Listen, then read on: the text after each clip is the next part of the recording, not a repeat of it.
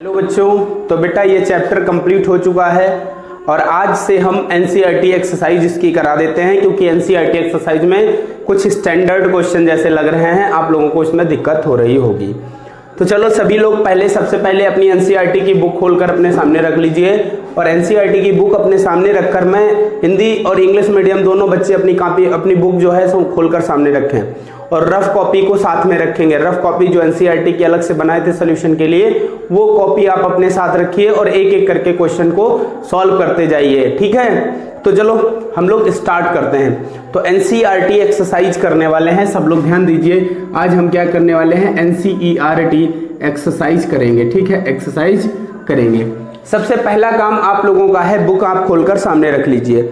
अब देखो जो इसमें क्वेश्चन नंबर 1 है, क्वेश्चन नंबर 1 ये आईयूपीएसी नेमिंग पर है और उसके आपको कार्बन पहचानने हैं, ये हमने आप लोगों को कराया था, ये आप कर लेंगे। 2 नंबर क्वेश्चन ये भी आपको खुद से करना है। 3 नंबर क्वेश्चन स्ट्रक्चर बनाने हैं, ये भी आपको खुद से करना है, ठीक है। तो ये क्वेश्चन आपको खुद से करने हैं। अगर किसी को इन क्वेश्चंस में प्रॉब्लम हो रही है तो आज के वीडियो लेक्चर के बाद वो इसमें बोल देंगे कि सर ये बता दीजिए, तो मैं कल उसको शामिल कर लूंगा। तो आज फिलहाल 2 दिन तो लग ही जाएंगे, क्योंकि बहुत बड़ी एक्सरसाइज है और ऑर्गेनिक एक्सरसाइज है, एक एक को समझाने में थोड़ा टाइम ज्यादा लग सकता है। तो 3 क्वेश्चन ये जो हैं ये आपको खुद से करने हैं, जिनमें आईयूपीएसी नेम से रिलेटेड और स्ट्रक्चर से रिलेटेड क्वेश्चन। अब क्वेश्चन नंबर जो 4 है, ठीक है, उस क्वेश्चन को हम देखते हैं। 11.4 जो है क्वेश्चन ये कह रहे हैं कि डाइपोल मोमेंट बताना है। इसमें डाइपोल मोमेंट मतलब द्विध्रुव आघूर्ण, हमें इसमें डाइपोल मोमेंट बताना है कि किसका डाइपोल मोमेंट ज्यादा होगा और किसका कम होगा, यानी द्विध्रुव आघूर्ण ये बताना है हमें, ठीक है। डाइपोल मोमेंट को हम द्विध्रुव आघूर्ण कहते हैं, आप पढ़ लेंगे। ये बताना है हमें कि किसका ज्यादा होगा और किसका बेटा कम होगा। जैसे ये आपके सामने 3 मॉलिक्यूल्स दिए गए हैं। नंबर 1 कौन कौन से मॉलिक्यूल्स दिए गए हैं, 1 मिनट। 1 है CH2Cl2 और सेकंड है आपके सामने CHCl3 और थर्ड है आपके पास CCl4। इस तरीके से ये आपके सामने 4 मॉलिक्यूल्स दिए गए हैं जिनके आपको डाइपोल मोमेंट निकालने हैं। कैसे निकालेंगे, देखो ये बेटा डाइक्लोरोमीथेन है। सबसे पहले हम ये डाइक्लोरोमीथेन है, डाइक्लोरोमीथेन, और ये क्लोरोफॉर्म है, ठीक है। और ये कार्बन टेट्राक्लोराइड है, कार्बन टेट्राक्लोराइड। तो इनकी अगर बात करें, इनमें डाइपोल, ये बेटा सारे हमारे सिलेबस में हुआ करते थे, अब ये आउट ऑफ सिलेबस कर दिए गए हैं। कार्बन टेट्राक्लोराइड है CCl4, ठीक, सिलेबस से हट गया है, तो इसीलिए ये हम ज्यादा नहीं, लेकिन डाइपोल मूवमेंट से रिलेटेड बात है, तो ये तो फर्स्ट ईयर में भी पढ़े हैं, तो आप इसको जान लीजिए। देखो डाइपोल मूवमेंट होता क्या है, जैसे ये A और B 2 एटम के बीच में कोवैलेंट बॉन्ड है, तो अगर जो कोवैलेंट इलेक्ट्रॉन है ये मोर इलेक्ट्रॉन, जैसे इसकी इलेक्ट्रोनेगेटिविटी ज्यादा है, तो जो ये कोवैलेंट इलेक्ट्रॉन है, कोवैलेंट इलेक्ट्रॉन ये अट्रैक्ट हो जाते हैं किसकी ओर, अट्रैक्ट होते हैं किसकी ओर, अट्रैक्ट होते हैं towards more electronegative element, towards more electronegative element. मतलब ये जो होते हैं अधिक विद्युत ऋणात्मकता वाले तत्व की ओर आकर्षित हो जाते हैं, उसकी ओर खिंच जाते हैं। जब ये इसकी ओर खिंच जाएंगे, इलेक्ट्रोनेगेटिविटी ज्यादा होगी, इसकी ओर खिंच जाएंगे, इधर चले जाएंगे, तो बेटा जब ये इलेक्ट्रॉन पर निगेटिव चार्ज होता है और ये इसकी तरफ खिंच जाते हैं, तो जब खिंच जाएंगे तो इसके ऊपर निगेटिव आ जाएगा, उधर निगेटिव ज्यादा हो गया तो उधर पर ऋणावेश बढ़ जाएगा, उधर निगेटिव बढ़ जाएगा। जब निगेटिव उधर बढ़ जाएगा तो इधर जितना उधर निगेटिव बढ़ेगा, इसके अपोजिट वाले कार्बन पर उतना ही पॉजिटिव आ जाएगा। तो इनके दोनों के बीच में निगेटिव और पॉजिटिव यानी प्लस माइनस का जो चार्ज आ गया है, इसे ही हम क्या कहते हैं, द्विध्रुव कहते हैं। और द्विध्रुव, अब ये द्विध्रुव है यानी ये ध्रुवी है, ये पोलर मॉलिक्यूल है। अब द्विध्रुव आघूर्ण निकालना हो तो इनके बीच की ये डिस्टेंस जो होती है, डिस्टेंस म्यू इक्वल टू होता है डिस्टेंस और इनके जो चार्ज है Q और बीच की दूरी D। अगर इनके बीच की दूरी D है, दोनों के बीच की दूरी, और ये चार्ज Q है, तो इन दोनों का जो गुणनफल होता है वो होता है द्विध्रुव आघूर्ण म्यू, ठीक है। मतलब क्या होता है, आवेश गुणे दूरी, दो आवेशों के बीच की दूरी, मतलब चार्ज गुणे डिस्टेंस बिटवीन टू चार्जेस। अब चार्ज की क्यू की बात है तो ये निगेटिव है या पॉजिटिव, तो बेटा दोनों इक्वल चार्ज होंगे। हमने भी बताया जितना इधर निगेटिव आएगा उतना ही इधर पॉजिटिव चार्ज आएगा, तो दोनों इक्वल होंगे, तो Q इंटू डी हो जाएगा ये, ठीक है, Q इंटू डी। तो ये द्विध्रुव आघूर्ण, अगर सपोज दैट यहाँ पर चार्ज जीरो हो जाए तो म्यू कितना हो जाएगा, जीरो हो जाएगा, जीरो हो जाएगा म्यू। समझ रहे हैं कि नहीं? तो इतना कॉन्सेप्ट आप इसको लिखना नहीं है, आप इसको लिखना नहीं है, आपको समझना है कि ये जीरो हो जाएगा, ठीक है। तो अब हम आप लोगों को ये मॉलिक्यूल के स्ट्रक्चर बनवाते हैं, उन स्ट्रक्चर के बेस पर आप हमें बताओगे कि ये पोलर होगा या नहीं होगा।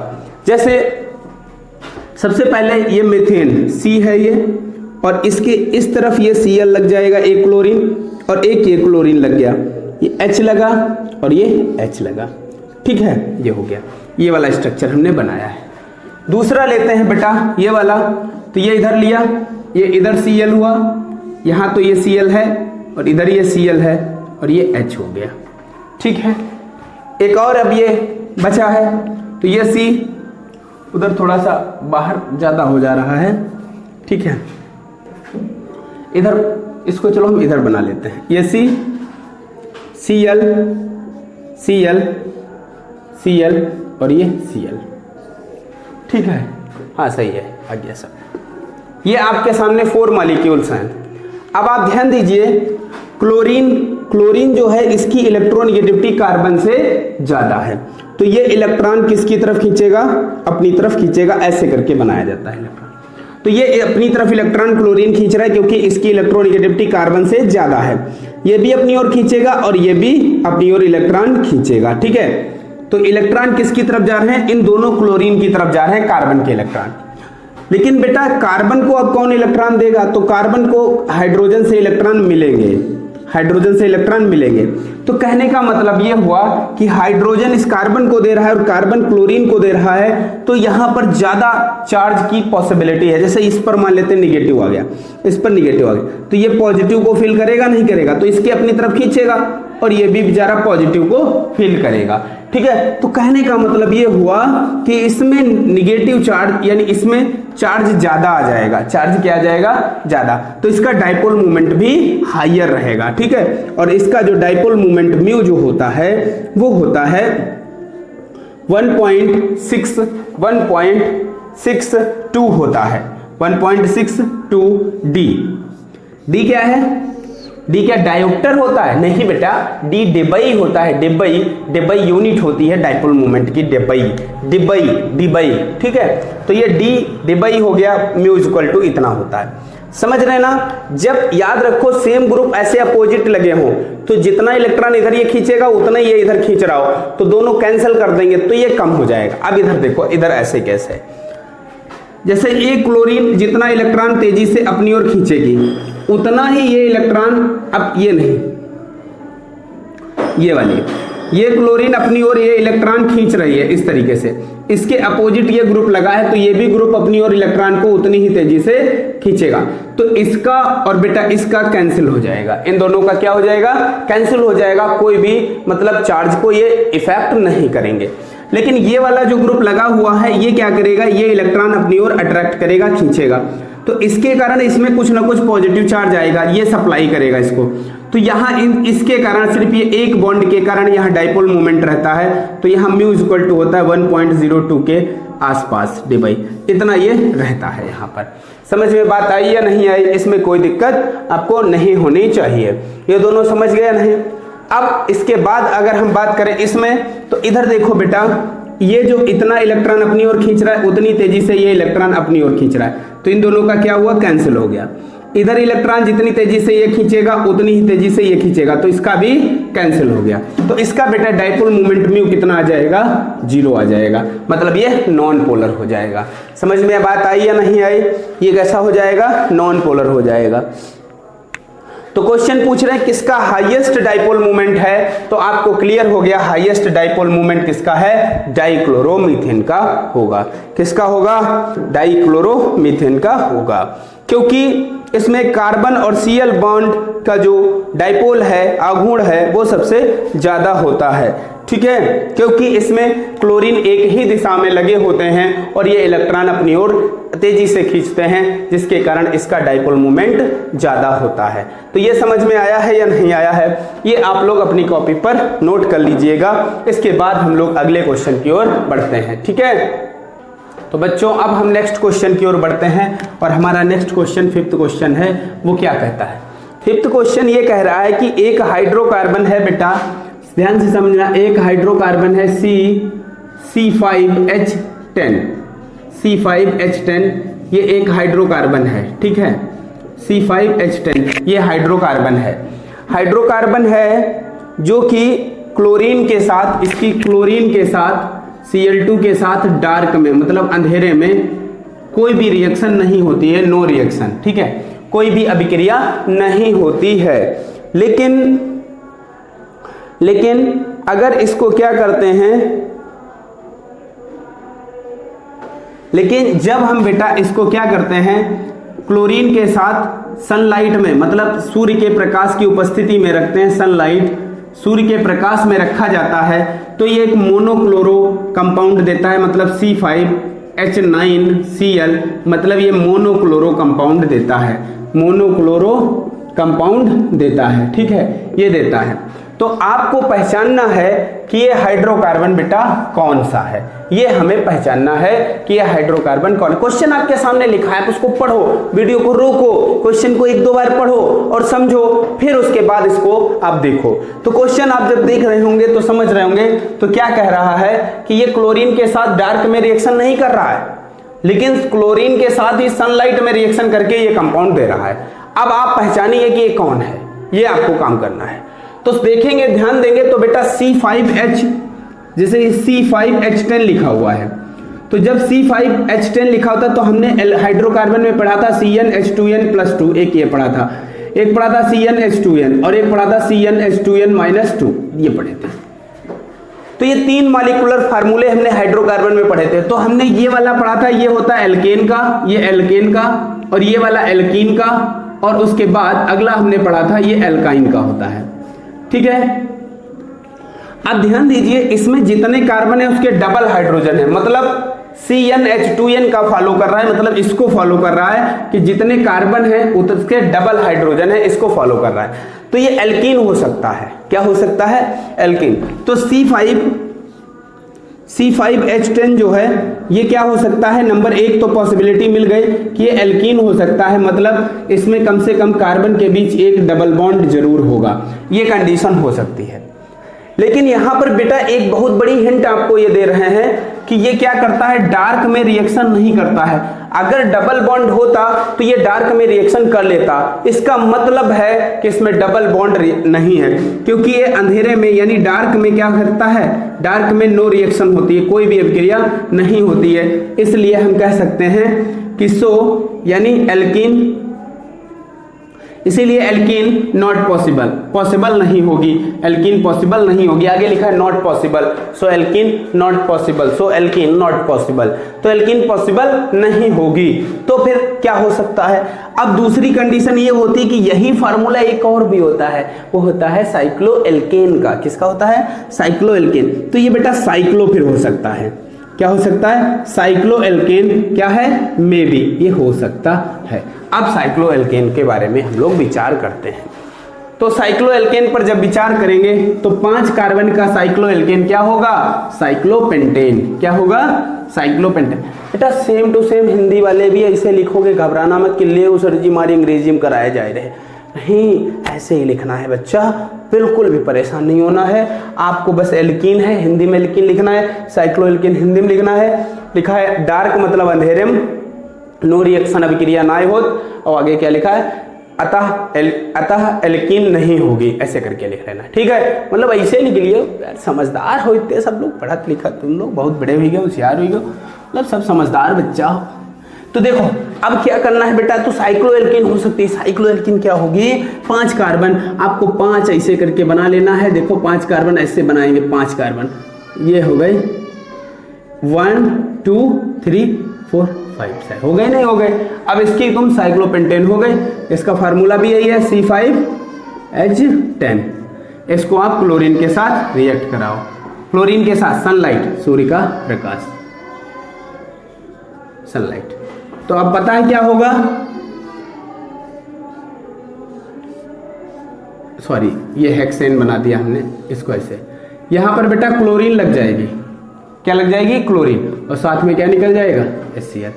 तो ये क्या है, मोनोक्लोरोसाइक्लोपेंटेन, मोनोक्लोरोसाइक्लोपेंटेन, ये बन गया। ये रिएक्शन आपको नीचे लिख लेनी है पूरी, ये रिएक्शन आपको लिखनी है, ठीक है। तो इस प्रकार से क्या हुआ, ये भी आपका कंप्लीट होता है, ठीक है। इसके बाद हम अगले क्वेश्चन पर बढ़ते हैं। अब अगले क्वेश्चन की ओर बढ़े तो 6 नंबर क्वेश्चन बेटा ये है कि ब्यूटिल ब्रोमाइड दिया गया है, ये दिया गया है, और इसके कह रहे हैं पॉसिबल आइसोमर लिखो, संभव समावयवी लिखो, पॉसिबल आइसोमर यानी कितने संभव समावयवी इसके होंगे, ये आपको बनाना है, और उनके स्ट्रक्चर IUPAC नाम खुद से लिखना है, ये काम करना है। तो देखो सबसे पहले आपको जब भी ऐसा दिया हो तो आपको क्या करना है, एक सीधी चेन बनाओ पहले। देखो नंबर 1, घबराना बिल्कुल नहीं है, ऐसे क्वेश्चन में 4 कार्बन है तो ऐसे करके आप क्या करो, एक स्ट्रक्चर तुम्हारे समझ के लिए बना दे रहे हैं, ये ऐसे करके 4 कार्बन बना लो, बना लिया। अब ये एक पर तुम बेटा Br लगा दो इसे, और बाकी सब पर ऐसे वैलेंसी 4 करो कंप्लीट, ये वैलेंसी 4 हो गए। यहाँ पर हाइड्रोजन, यहाँ पर hydrogen, hydrogen, hydrogen, hydrogen, hydrogen, hydrogen, hydrogen, hydrogen, पूरा कर दिया। तो अब आपको समझ में आ रहा है कि इस वाले कॉर्नर पर CH3 है, तो आगे ऐसे करके लिख लो CH3, फिर आगे क्या है CH2, CH2, CH2, Br, ठीक है। अब ये एक आपका कंपाउंड बन गया पहला। अब दूसरा बेटा इसी से तुम्हें बनाना है। अब देखो इसमें कार्बन कितने हैं, 1 2 3 4। अब तुम एक बार क्या करो, ये अभी 1 नंबर पर है, 1 नंबर पर ब्रोमीन है। अब इसको तुम्हें अपने आप से समावयवी बनाने हैं, तो अब इसको उठाकर ब्रोमीन को 2 नंबर पर लाओ। जब ये ब्रोमीन को तुम बेटा 2 नंबर पर लाओगे, या यहां से हम नहीं, यहां से समझाते हैं, जैसे इस ब्रोमीन को यहां से हम तोड़ दिए, इसको तोड़े, अब इसको 2 नंबर कार्बन यहां पर जोड़ते हैं ब्रोमीन, तो बेटा हाइड्रोजन हटाकर ही तो ब्रोमीन जोड़ेंगे, और जो यहां से बच्चा हाइड्रोजन हटा वो कहां आकर जुड़ जाएगा, यहां आकर जुड़ जाएगा। समझ रहे हो नहीं समझ रहे हो, बात समझ में आई या नहीं। देखो ऐसा मैं कह रहा हूं कि जैसे देखो, जैसे ये H है और यहाँ ये Br लगी है, अगर हम इस Br को हटाकर यहाँ जोड़ें तो Br आकर जब जुड़ेगी तो कोई एक स्थान खाली तो होगा, तभी तो जुड़ेगी, और खाली होने का मतलब है हाइड्रोजन हटा, तो ब्रोमीन जब तुम यहाँ जोड़ दिए तो हाइड्रोजन बच्चा ब्रोमीन की जगह जुड़ जाएगा। तो एक दूसरा स्ट्रक्चर इसका कौन सा बन जाएगा, देखो दूसरा स्ट्रक्चर, अब ये CH3 हुआ, फिर ये CH हुआ, और फिर क्या हुआ, ये CH, अब CH हो गया, यहाँ CH2 हो जाएंगे, ऊपर नीचे दोनों हैं, और ऊपर ये क्या लग गया Br, और फिर आगे क्या हो गया CH3। तो एक ही स्ट्रक्चर आपका बन गया। अब एक बात और है कि तो सर इसको हम और इधर खिसका लें, तो बेटा इधर से देखो 1 2 3 4, ठीक है। अगर किसी भी कार्बन के तुम्हें नेचर को समझना पड़े हाइड्रोकार्बन श्रृंखला में, तो तुम क्या करोगे, एक काम करना, एक बहुत अच्छा काम तुम्हें जुगाड़ बता रहे हैं। जैसे कभी भी, जैसे आपको क्या करना है, दोनों तरफ से नंबरिंग करो, ये वाला A और ये वाला भी A, ठीक है। उसके बाद दूसरा वाला भी B, दूसरा वाला भी इधर से B। मतलब कहने का मतलब है कि अगर कोई ग्रुप तुम यहां लगाओगे इस A पर या इस A पर, एक जैसा यौगिक बनेगा, कोई बदलाव, मतलब चाहे तुम यहां पर जोड़ दो या इधर वाले कार्बन पर जोड़ दो, एक जैसा बनेगा। इधर जोड़ दो या इधर जोड़ दो, दोनों पर एक जैसा बनेगा। तो कहने का मतलब है अब इसके अलावा हम ब्रोमीन को खिसका नहीं सकते, लेकिन अभी और काम कर सकते हैं। और काम क्या कर सकते हैं, ब्रोमीन को नहीं कर सकते, लेकिन अभी एल्किल श्रृंखला जो है उसमें तो गड़बड़ कर सकते हैं। मतलब आपको क्या करना है, एक कार्बन लेना है, ले लिया। अब इस कार्बन के चारों तरफ CH3 लगाओ, ये CH3 लगाया, अभी एक वैलेंसी बची है, एक तरफ क्या लगा दो Br। टोटल कार्बन 4 हैं, देखो 1 2 3 4 हैं, और एक Br है, हाइड्रोजन भी 3 3 9 है। तो एक स्ट्रक्चर आपके सामने ये बन गया, ठीक है। एक स्ट्रक्चर बेटा और भी आप बना सकते हो, थोड़ा सा आप अपने दिमाग पर दौड़ाओ। अब जैसे ये संरचना है पूरी, अब यहां से इस CH3 को उठाकर यहाँ 2 नंबर पर जोड़ दें, और यहाँ पर इसका एक H खाली करके इधर जोड़ दें, तो एक स्ट्रक्चर इसका और बन सकता है, वो इधर बना रहे हैं। जैसे ये देखो CH3 CH, और यहाँ लगा दिया हमने CH3, ये CH2 Br। ये स्ट्रक्चर तुम अपने दिमाग से ही सोच कर दाएं बाएं करके ही बना पाओगे। तो इसके 4 समावयवी संभव होंगे, 1 2 3 और ये चौथा। तो 4 समावयवी इसके संभव होंगे। इनके IUPAC नेम आप खुद से लिखोगे। इसका है 1 ब्रोमोब्यूटेन, इसका 2 ब्रोमोब्यूटेन, इसका हो जाएगा 2 ब्रोमो 2 मेथिल प्रोपेन, और इसका हो जाएगा 1 ब्रोमो 2 मेथिल प्रोपेन। नहीं, इसका तो एक ही जैसा लग रहा है।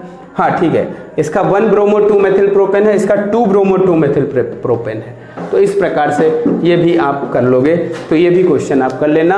अब अगले क्वेश्चन की ओर बढ़ते हैं। अब बेटा क्वेश्चन नंबर 7 पर हम लोग बढ़ते हैं। आप कह रहे हैं कि 1 आइडोब्यूटेन बनाना है हमको। क्या बनाना है? 1 आइडोब्यूटेन बनाना है। ठीक है, किससे? फ्रॉम, किससे बनाना है? ये 3 अलग अलग दिए गए हैं, इनसे अलग अलग हमें बनाना है।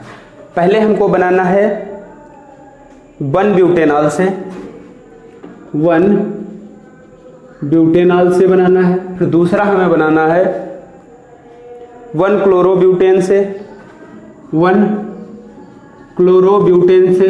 ठीक है, और तीसरा हमें बनाना है ब्यूट 1 इन से, ब्यूट 1 इन से। तो ये 2 हैं ब्यूट 1 इन, ये 3 हैं, इनसे हमें 1 आइडोब्यूटेन बनाना है। ठीक है, मतलब आप समझिए ब्यूटेन यहाँ पर भी है, ब्यूट सब में ब्यूट रूट वर्ड है। मतलब कार्बन इधर भी बराबर है उधर भी बराबर, हमें कार्बन को बढ़ाने की कोई आवश्यकता नहीं है। अब देखो बेटा यहाँ पर क्या है क्वेश्चन, बहुत सोच रहे होंगे बच्चे, घबरा रहे होंगे। घबराओ मत, देखो यहाँ क्या है। पहले तो तुम्हें स्ट्रक्चर बनाना आना चाहिए। स्ट्रक्चर बनाना आएगा तभी तो बना पाओगे, तभी तो आगे कर पाओगे। जब तक तुम स्ट्रक्चर नहीं बना पाओगे तब तक तुम कैसे लिख पाओगे? तो सबसे पहले तो तुम्हें संरचनाएं बनानी आनी चाहिए कि अब 1 आइडोब्यूटेन क्या होगा, ये क्या होगा। इसके लिए IUPAC आनी चाहिए। बताया था नहीं बताया था? तो इन सब चीज़ों को जब आप ध्यान से कनेक्ट करके पढ़ोगे तभी ये काम आती है। तो IUPAC बहुत काम आएगी यहाँ पर जब तुमने पढ़ रखी है। और कोई भी कंपाउंड है तो उसके स्ट्रक्चर को बहुत, जैसे IUPAC मतलब ये नहीं होता कि IUPAC लिखने को आए। अब ये सब IUPAC नेम दिए गए, इनसे तुम संरचना यानी स्ट्रक्चर तभी बनाओगे जब तुम्हें बनाना आएगा तब ना। और नहीं बना पाओगे तो बस ऐसे दांत निकालो बैठे बैठे, कुछ काम नहीं होगा। और क्या पढ़ाने वाले गरिया होगे कि ले हो पता नहीं क्या पढ़ाई देना हो ना कुछ। तो पढ़ाया तो तुम्हें सब गया है, लेकिन बात ये है कि तुमने कितना पढ़ा है। इतने लोग देख रहे हो, उसमें बहुत बच्चे ऐसे हैं जिनको आसानी से ये हो जाएगा सब। और बहुत बच्चे तो ये सोच रहे हैं पता नहीं क्या जो कराए रहे, यह सोच रहे हैं। और बहुत बच्चे तो ऐसे जो वीडियो लेक्चर देखते ही नहीं है, उनके लिए भैया जय श्री राम, आप मत देखिए। आज देख लियो गलती से, कोई बात नहीं, तुम वीडियो ही ना देखो। जब बोका कहावत कही गई, ना रहिए बांस ना बजिए बांसुरी, तो बिल्कुल ठीक है। बांसा ही ना रखो तो बांसुरी की जरूरत का है। जब दिखबे ना करिए तो का कठिन का सरल, ठीक है यार, ना देखो कोई बात नहीं। ऑल गोइंग फलानाज हु दैट दैट दैट, मतलब समझो भावना, पूरी बात ना कही वो तुम्हें। चलो ध्यान दो, जो लोग समझ रहे हैं समझो IUPAC।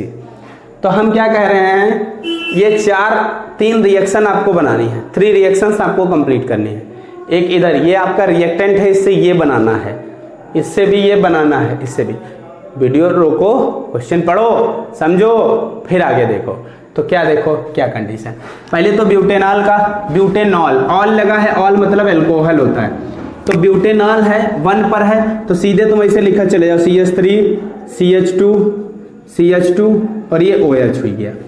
अगर तुम ना लिख पा रहे हो तो तुम्हें ये प्रोपेनॉल है बेटा, 1 कार्बन कम है। अगर ना लिख पा रहे हो तो तुम्हें एक जुगाड़ और बता रहे, ब्यूट पकड़ लो, ब्यूट मतलब 4, तो 4 कार्बन ऐसे बना दो, बना दियो 4 कार्बन, और सबकी बैलेंसिंग 4 कंप्लीट कर दो, कर दियो। अब बेटा 1 नंबर कार्बन कोई मान लो, या तो इधर वाला मान लो या इधर वाला, 1 नंबर इधर वाला मान लिया। तो 1 नंबर पर ऑल अल्कोहल वाला OH लगा दो, बाकी सब जगह H लगा दो, सब जगह क्या लगा दो, H लगा दो, इस तरीके से। तो ये बेटा हो गया 1 ब्यूटेनॉल। ठीक, क्या हो गया 1 ब्यूटेनॉल। अब इस OH की जगह पर बस आयोडाइड आ जाए, आई मतलब आ जाए, इस OH को किसी तरीके से हटा दिया जाए, यहाँ I आ जाए, तो ये क्या हो जाएगा 1 आइडोब्यूटेन। क्या हो जाएगा 1 आइडोब्यूटेन। तो हम इसको क्या करते हैं, आपको पता है क्या किया जाता है, किस प्रकार से हम इसको आयोडीन में कन्वर्ट करते हैं। तो कुछ न करना, बस ऐसे लिख देना रेड फास्फोरस, लाल फास्फोरस और आयोडीन लिया जाता है, लाल फास्फोरस और आयोडीन, रेड फास्फोरस और आयोडीन। तो ये आयोडीन यहां पर आकर जुड़ जाएगी। अब आप देखो हमने क्या किया, ये कार्बन है, इस कार्बन से कितने लगे हैं, CH3, पूरा CH3 लिख दिया, सिंगल बॉन्ड, यहाँ CH2 लिख दिया, फिर सिंगल बॉन्ड, यहाँ CH2 लिख दिया, फिर बेटा सिंगल बॉन्ड, फिर CH2 लिख दिया। अब आगे यहाँ OH की जगह I आ जाएगा। जब कभी OH हटाकर I लाना हो तो सीधे लाल फास्फोरस और क्या लिख दोगे, आयोडीन। तो ये बन गया बेटा 1-आइडोब्यूटेन, ये 1-आइडोब्यूटेन हो गया। क्या हो गया, 1-आइडोब्यूटेन। तो एक ये हो गया। दूसरा वाला समझो क्या कह रहा है, दूसरा है 1-क्लोरोब्यूटेन से हमें बनाना है। तो 1-क्लोरोब्यूटेन, अब तो सीधे सीधे समझ गए, ब्यूटिल ग्रुप है, आई की जगह क्लोरो लगा दो। तो क्या बन जाएगा, देखो CH3 CH2 Cl। अब इसको तुम बेटा इसमें ले जाओ, इसमें लाना है, मतलब इसी में लाना है, CH3 CH2 I, मतलब ये लाना है, मतलब इस Cl को हटाकर यहाँ पर I करना है। तो याद करो हमने क्या बताया था, ये क्रिया पढ़ चुके हो, सोचो जरा, कोनाट-फिंकस्टीन रिएक्शन। कोनाट-फिंकस्टीन में क्या होता है कि जब ब्रोमाइड, यहाँ ब्रोमीन या क्लोरीन हो, उसको आयोडीन में कन्वर्ट कर दिया जाता है और किसके साथ रिएक्ट कराकर, पोटेशियम आयोडाइड के साथ रिएक्ट कराया जाता है और एसीटोन की प्रेजेंस ली जाती है। तो ये पोटेशियम आयोडाइड हो गया, यहाँ क्या ले लेना है तुम्हें, एसीटोन। ये कोनाट-फिंकस्टीन रिएक्शन है, कोनाट-फिंकस्टीन। अब यहाँ क्या होगा, ये आयोडीन यहाँ जाएगी, Cl साथ में इसके निकल जाएगा, आगे लिख देना बेटा प्लस KCl, ठीक। तो ये निकल गया, आगे लिख देना, दिख नहीं रहा है, हमने लिख दिया प्लस KCl, वो लिख दो, ठीक। तो ये निकल गया। तो ये भी रिएक्शन आपके समझ में आ गई। अब बचती है एक और रिएक्शन, हमें ब्यूट-1-ईन से बनाना है। तो चलो यहीं पर लिख देते हैं, ब्यूट-1-ईन का मतलब है CH3 CH2 CH double bond CH2, ये हो गया ब्यूट-1-ईन। ये क्या हो गया, ब्यूट-1-ईन हो गया। अब ब्यूट-1-ईन से बेटा हमें क्या बनाना है, 1-आइडोब्यूटेन बनाना है। तो ब्यूट-1-ईन से कैसे बनाएंगे, अब इसको थोड़ा हम साफ कर देते हैं, आप समझो कैसे बनाएंगे। सबसे पहले हम HBr के साथ इसकी रिएक्शन करा देते हैं, HBr ले लेते हैं और HBr की रिएक्शन कराते हैं किसकी उपस्थिति में, पराक्साइड। तो बेटा बताओ पराक्साइड की उपस्थिति में कराओ, ये कौन सा है, मार्कोनिक-ऑफ, एंटी मार्कोनिक-ऑफ। तो ये एंटी मार्कोनिक-ऑफ होगा, कौन सा, एंटी मार्कोनिक-ऑफ रूल हो जाएगा। तो अब कहां पर Br वहां अटैच होगी जहां पर number of hydrogen atom maximum होंगे। तो ब्रोमीन जाकर CH2 पर अटैक करेगी और बन जाएगा CH3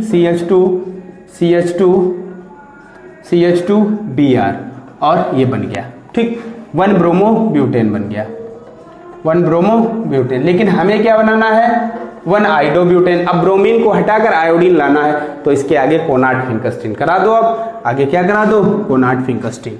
देखो ये रिएक्शंस आप लोग लिख लेंगे, इतनी लिख लेना, हम इनको साफ कर रहे हैं, फिर आगे हम कराते हैं।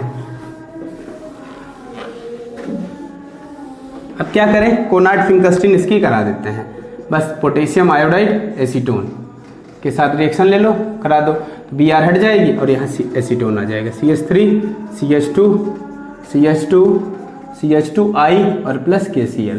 ये क्या है, 1-आइडोब्यूटेन। सब में एक जैसा प्रोडक्ट बन गया, नहीं बन गया। और ये रिएक्शन, ये भी इतनी कौन सी है, कोनाट-फिंकस्टीन। कभी कभी हमें एक रिएक्शन में 2 स्टेप कराने पड़ते हैं, 2 स्टेप आपको कराने पड़ते हैं रिएक्शन में प्रोडक्ट लाने के लिए। 2 होते हैं, 3 भी हो जाते हैं कभी कभी।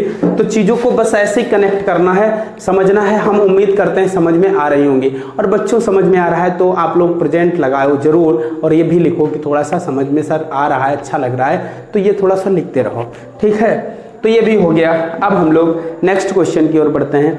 7th क्वेश्चन हो गया, अब 8th क्वेश्चन की ओर बढ़ते हैं। अब देखो बेटा, हम लोग अब बात करते हैं बेटा 8वें प्रश्न की। वो कह रहे हैं एम्बीडेंटेड न्यूक्लियोफाइल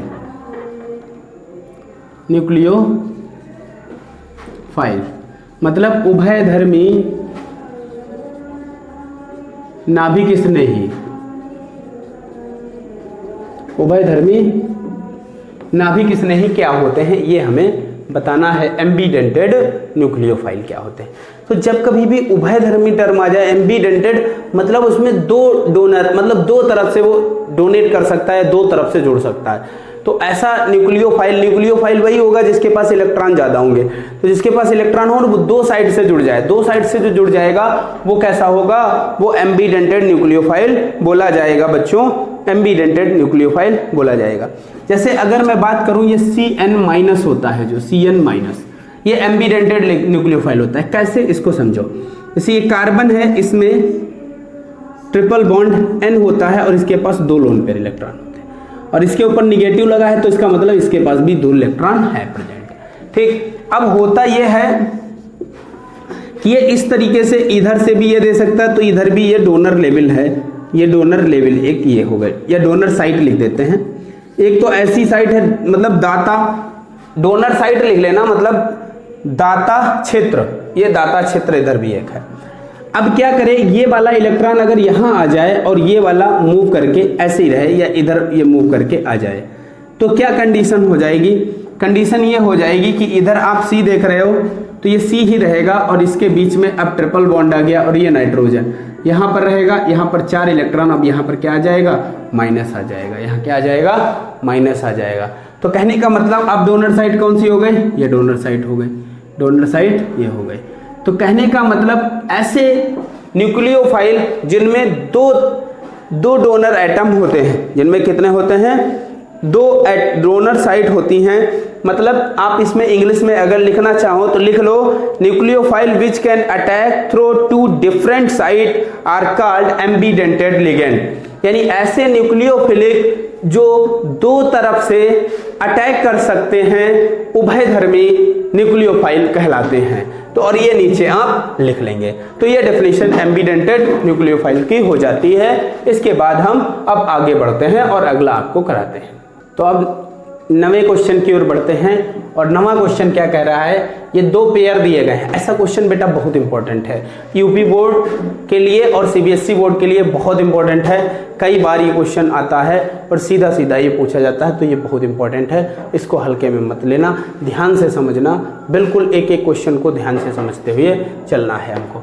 देखो ये कह रहे हैं कि ये पेयर दिया गया है, इस पेयर में आपको ये बताना है कौन SN2 रिएक्शन आसानी से देगा, SN2 रिएक्शन आसानी से देगा इस पेयर में, या फिर इन दोनों, मतलब इन दोनों पेयर में कौन देगा और इस पेयर में कौन SN2 आसानी से देगा, ये आपको बताना है ये कंप्लीट पेयर देखने के बाद। ठीक है, मतलब SN2 आसानी से देगा। तो सबसे पहले आप लोग पहले पेयर पर जाते हैं, फर्स्ट पेयर, और फर्स्ट पेयर क्या है, CH3Br और CH3I। ठीक, ये दिया गया है। तो बेटा सीधे सीधे आपको बता दें, SN2 रिएक्शन जो होता है, SN2 रिएक्शन आप लोग पढ़ चुके हो बहुत अच्छे से, आप समझ रहे होगे। SN2 रिएक्शन वो देते हैं जिनमें क्या होता है, CX बॉन्ड क्या होता है, CX बंध जो है वो बंध कैसा होता है, बंध कैसा होता है, ये CX बॉन्ड सीधे इंग्लिश में लिख लो, कोई दिक्कत नहीं। जिनमें CX बॉन्ड क्या होता है, CX बंध दुर्बल होता है या प्रबल, तो SN2 वो देता है जिसमें CX बॉन्ड बेटा स्ट्रॉन्ग होता है। क्या होता है, स्ट्रॉन्ग होता है। CX बॉन्ड जितना स्ट्रॉन्ग होगा उतनी आसानी से वो SN2 रिएक्शन देगा। ठीक है, SN2 रिएक्शन वही देता है जिसमें, एक मिनट, जिसमें क्या होता है, स्ट्रॉन्ग होता है। तो जिनमें क्या होता है बेटा, CX बॉन्ड स्ट्रॉन्ग होता है, वो क्या करते हैं, SN2 रिएक्शन इजिली देते हैं। तो अगर हम बात करें, ये बात हमें पता है CX बंध प्रबल होगा, वो SN2 रिएक्शन देंगे। और भी हमें एक बात पता है कि इसमें पहले जो स्टेप फर्स्ट होता है उसमें एडिशन होता है, मतलब योग होता है, और उसके बाद सेकेंड स्टेप जो होता है उसमें एलिमिनेशन होता है। ठीक है, ये हम लोगों ने पढ़ा था पीछे, मतलब विलोपन होता है। ये योग होगा पहले में, दूसरे में विलोपन होगा। तो अगर हम इसमें इन दोनों में देखें तो इनमें दोनों में हम बता सकते हैं, इन दोनों का कारण लिख सकते हैं कि जो आयोडीन है इसकी इलेक्ट्रोनेगेटिविटी कम होने के कारण ये बेटर लीविंग ग्रुप होता है और ए बॉन्ड स्ट्रॉन्ग हो जाता है एज कंपेयर टू Br। फिलहाल आप ये लिख दोगे, आयोडीन जो होता है ये एक बहुत अच्छा लीविंग ग्रुप होता है, जिसके कारण ये यानी लीव कर सकता है बेटर देन Br माइनस, जिसके कारण ये बॉन्ड स्ट्रेंथ बढ़ जाएगी और ये क्या करेगा, ये SN2 आसानी से देगा एज कंपेयर टू CH3Br। तो आप ये लिख लोगे CH3I जो होती है वो SN2 रिएक्शन आसानी से देती है एज कंपेयर टू CH3Br।